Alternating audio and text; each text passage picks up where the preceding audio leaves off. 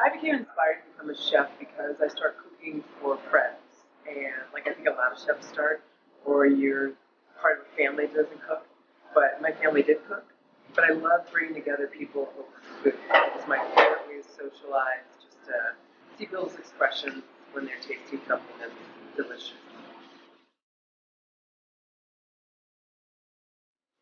I got my formal training for culinary in France, in Burgundy. However, I grew up in a household where my parents had a gourmet cooking club, and they taught me a lot about home cooking and regional American cooking and even international cooking from a young age.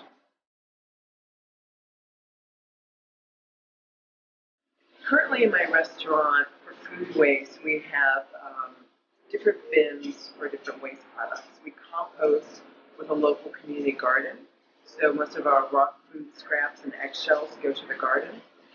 We also have a pretty progressive waste management company that does also separate our trash from compostable items that we can't compost in the garden, but for instance, chicken bones, things like that, paper goods that are compostable. So we separate that out, and we also just try to use every piece of our raw product that we can. Well, in 5 years, I see myself owning multiple operations under this brand, Brown Sugar Kitchen, in different locations around the country, maybe even the world.